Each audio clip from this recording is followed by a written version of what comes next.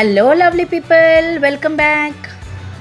So ఇవాళ Sunday కదా, ఇంకా ఫుల్ మేము ఎంజాయ్ చేయాలి అని చెప్పి ఇలా రెస్టారెంట్కి వచ్చాము, స్నేహిత అని. ఇది వచ్చేసి మనకి ఇది ఆర్టీసీ క్రాస్ రోడ్ మెట్రో దగ్గర ఉందన్నమాట, పక్కనే. అండ్ ఇది మొత్తం వెజ్ అంబియన్స్ అనమాట, చాలా బాగుంది టేస్ట్ మాత్రం. మా పిల్లలు వచ్చేసి టిఫిన్స్ తిన్నారు, మా బాబు వచ్చి పూరి తీసుకున్నాడు, పాప ఇడ్లీ తినింది, మేమేమో వెజ్ తిన్నాము, బటర్ నాన్స్ ఇంకా పన్నీర్. ఇంటికి వెళ్ళి కొంచెం సాయంత్రం మళ్ళీ 7 ఓకే ఓకే అయ్యా.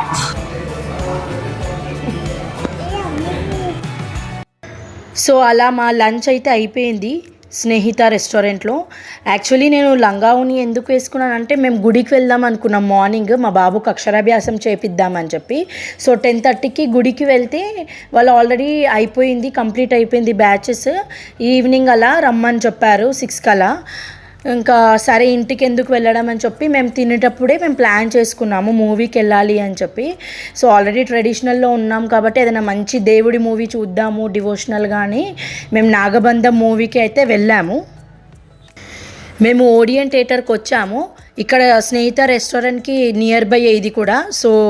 ఇక్కడ ఏంటంటే మాకు పిల్లలకి ఒక మంచి మూవీ చూపించాలి, ఊరికే యాక్షన్ మూవీస్, డ్రామా, సస్పెన్స్ ఇవి చూసేటివే, బట్ ఇలాంటి మూవీస్ కూడా చూపిస్తే వాళ్ళకు కూడా లైక్ డివోషనల్గా కొంచెం భక్తి పెరగాలి అని ఆల్రెడీ నేను వాళ్ళకు చాలా శ్లోకాలు అన్నీ నేర్పించాను, డివోషనల్గా తీసుకెళ్ళాలి అనేది కూడా నాకు ఇంట్రెస్ట్ అనమాట.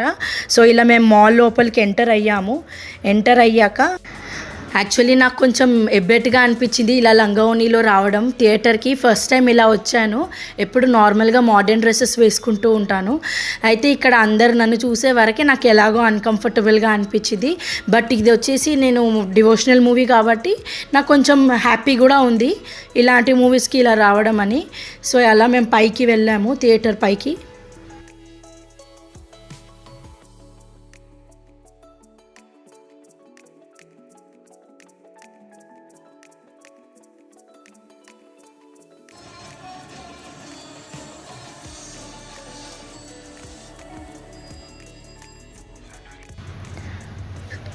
మేము టెంపుల్కి వచ్చేసామండి, ఇది జ్ఞాన సరస్వతి టెంపుల్, ఇది చాలా ప్రత్యేకమైనది. ఇది లొకేషన్ వచ్చేసి మనకు గాంధీ హాస్పిటల్ ఉంది కదా, దానికి ఆపోజిట్లో ఉంది ఎదురుగానే.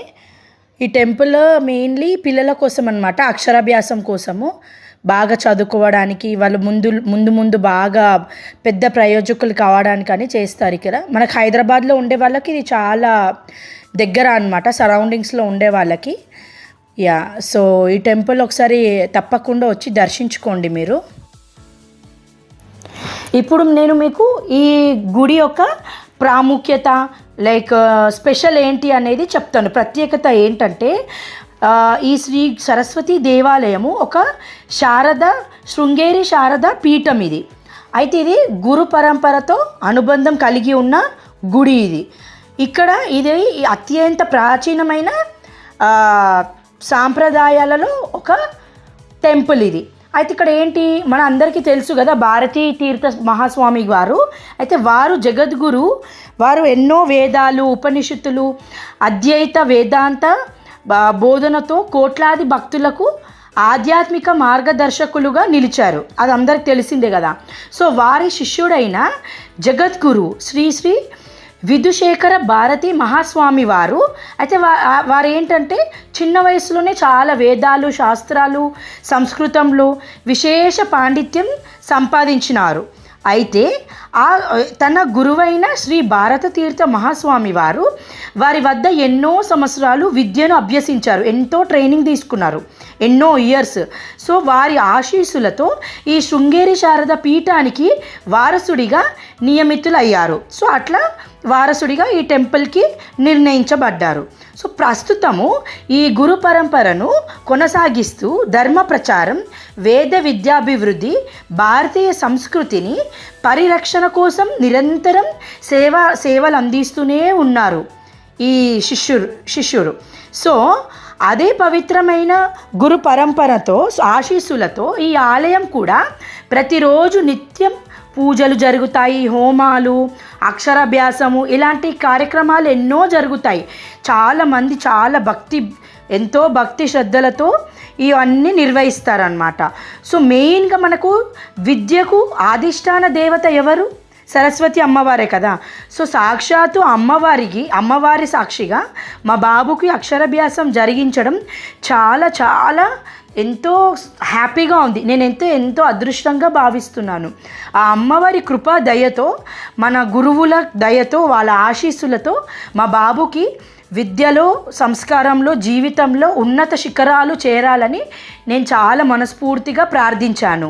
సో మీకు కూడా ఇలాంటిది ఏదన్నా అవసరం ఉంటే, మీ పిల్లలకు అక్షరాభ్యాసం కానీ, విద్య కోసం కానీ, మాటలు రాకపోవడం కానీ, స్పష్టత లేకపోతే కంపల్సరీ మీరందరూ ఈ గుడికి వచ్చి పిల్లలకు మంచిగా పూజ చేయించండి.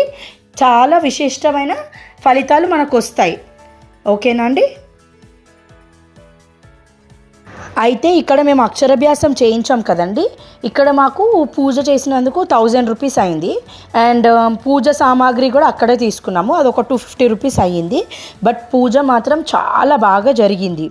అయితే మేము పంతులు గారికి చెప్పాము, ఇలా అక్షరాభ్యాసం కోసం వచ్చాము మా బాబుకి అంటే, వాళ్ళు 14 ప్రదక్షిణాలు చేయమని చెప్పారు. సో మేము 14 టైమ్స్ గుడి చుట్టూ తిరిగిన తర్వాత మనము కావాల్సిన సామాగ్రి అదంతా తెచ్చుకొని అమౌంట్ ఏదైతే ఉందో 1000 రూపీస్ అది కట్టేసి మనకి పూజ చేయిస్తారు. గుడిలోనే కూర్చోబెట్టేసి మనకు పూజ చేయిస్తారు. ఇక్కడ సాయంకాల మమ కుమారశ్రీ కుమారి అక్షరాభ్యాస అహం కరిష్యే. ఆడవాళ్ళ అక్షతలు తీసుకోవడం, ఇప్పుడు ఆడవాళ్ళ అక్షతలు తీసుకోండి. మగవాళ్ళ చేతిలో రైట్ హ్యాండ్ అక్షతలు వెళ్ళి, ఇప్పుడు మగవాళ్ళ చేతిలో అక్షతలు ఆడవాళ్ళు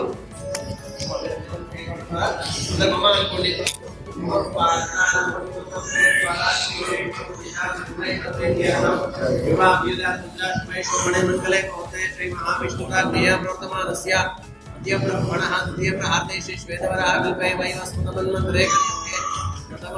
पूर्वदेवे भारतवर्षे भारतखण्डे केरलपक्षणदि भागे शिशयनस्य वैष्णवदेवे कृष्ण वेदोदाप्रियमते देवे ज्ञानसरस्वतीदेवे गणपतिदेवस्मिन् वर्तमान व्यवहारे तन्त्रमणिना प्रवादिष्टे शुभसनामते श्रीदेवी